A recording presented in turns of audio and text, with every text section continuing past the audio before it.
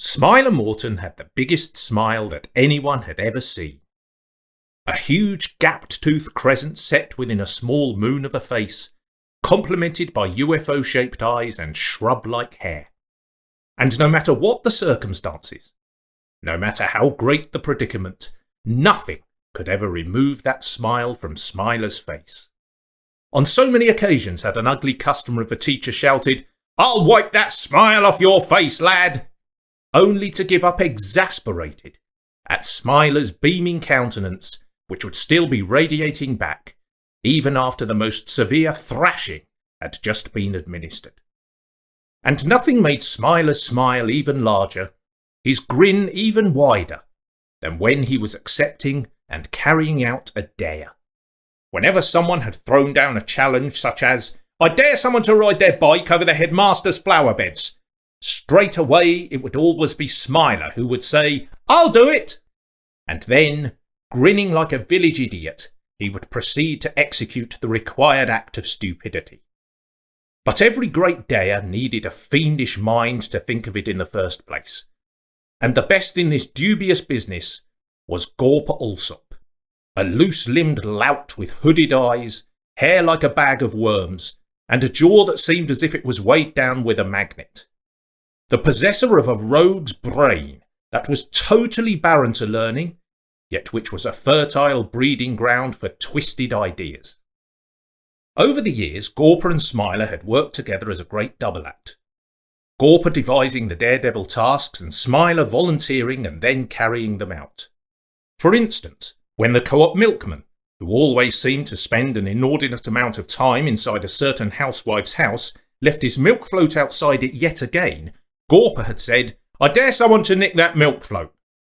Smiler had duly hopped into the vehicle, put a milk crate on the floor so that he could reach and wedge the accelerator pedal into action, and then, with the oversized steering wheel in his hands, had started to drive the float away. Spotting Smiler from the upstairs window, the milkman had come herring out after him, white coat flapping, tearing up the middle of the road in hot pursuit, Smiler's joyful face providing a beautiful counterpoint to the volcanic red-faced features of the desperate dairyman who, when Smiler finally dived out of the vehicle, was left chasing his float as it trundled off down a slightly sloping street. When we had a geography field trip to the local lime quarry and found a huge tractor tyre in the long grass, Gawper had said, "I dare someone to get inside that tyre and be rolled down the quarry." 7 of us had managed to put the tyre into a standing position, watch Smiler crawl inside it, then proceed to roll it down the huge slope. Rolling faster and faster, the tyre had gathered speed at a tremendous rate, and, when it finally crashed into a huge pile of limestone down at the bottom of the quarry, Smiler, dazed and dizzy but grinning like a punch-drunk pugilist, had emerged from its inner rim, staggering away, tugging a forelock at the stunned and startled quarrymen as they looked on, bewildered. But for Smiler and Gawper's masterpiece, we have to go back to a day long before the time of health and safety. A hot, humid and heavy day on which you could almost feel the electricity in the air. A day when 2 gravel-faced workmen who were spending the week repairing the roof of B Block had just driven off somewhere in their van and had left their tall ladder leaning up against the side wall of the block.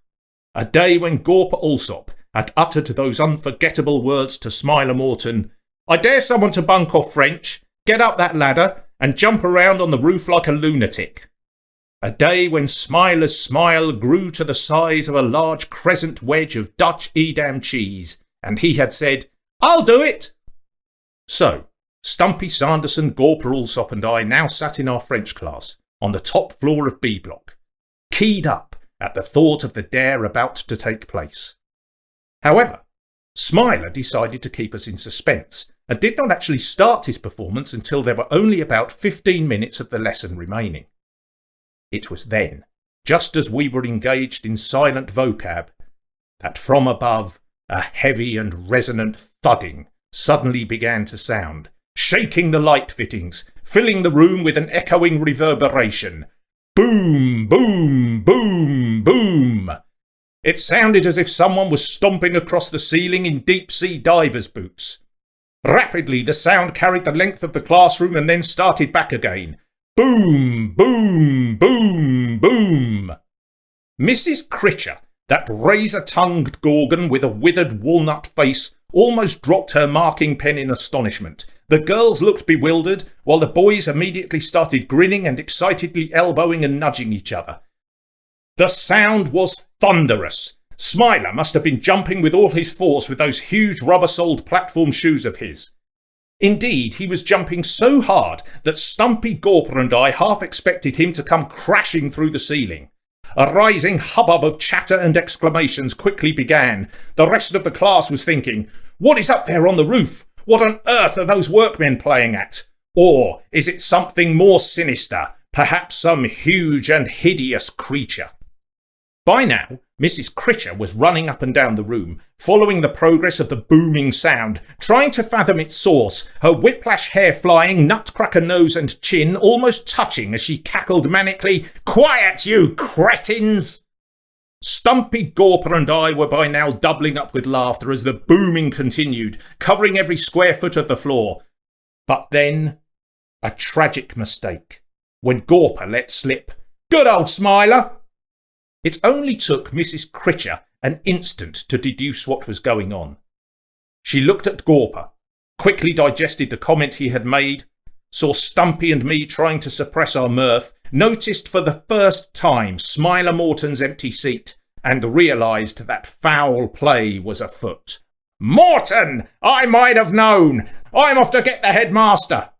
As she tore off out of the room, we all rushed en masse to the window to watch her broomstick progress.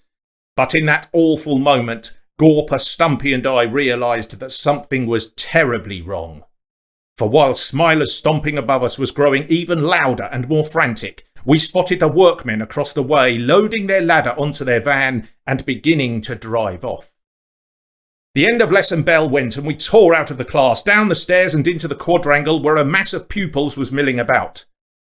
Suddenly someone shouted and pointed, "Look, up on the roof! B block!" And as if by intuition, everyone's eyes turned as one to the sight of a small lone figure standing atop the block. Someone else shouted, "It's Smiler Morton!" A great cheer went up, and, realising he now had a ready-made audience, and taking this as his cue, Smiler saw his chance, and, with the darkening sky as his backdrop, began to give us a command performance. He started off with a little jig, followed by a hornpipe, and then, warming to the appreciative crowd, a bizarre version of the Lambeth Walk. Then something more formal, possibly from the French Baroque period. We all wooed as one as he then ran from one end of the roof to the other, skidded, and finished down on one knee with an Al Jolson flourish, arms held out in front of him, hands waving.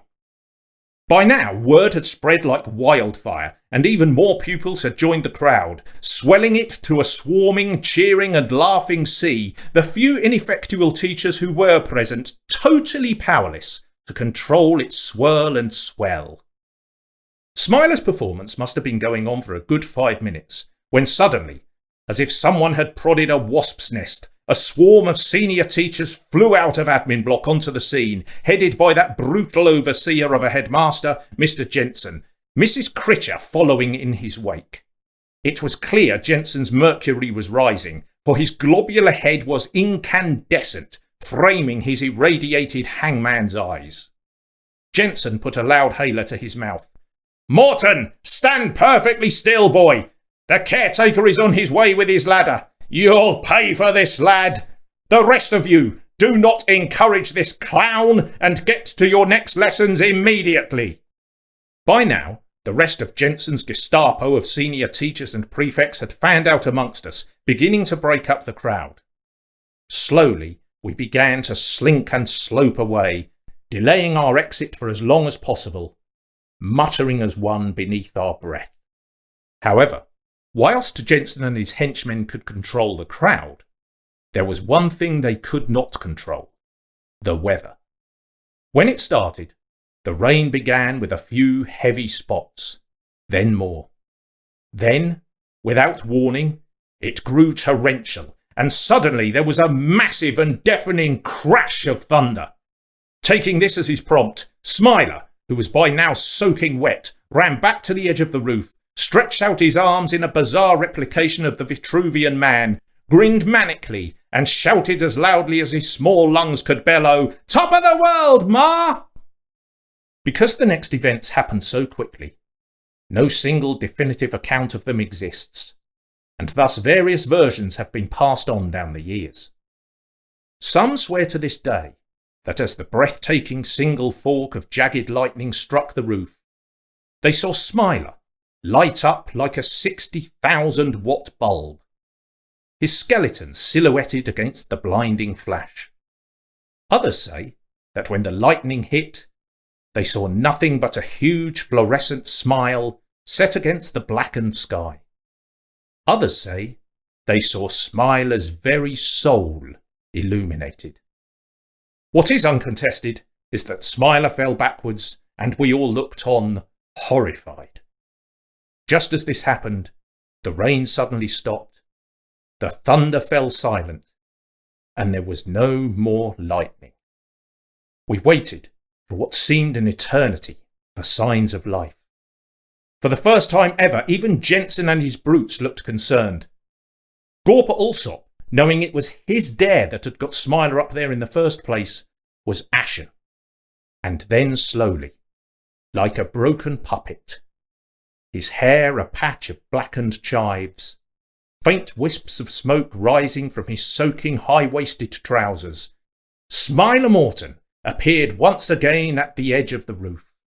Gawper sank to his knees. "He's alive! He's alive!" Had the shock knocked Smiler over? Or had the lightning actually hit him? If it had he been saved by his ridiculous rubber-soled platform shoes? We would never know.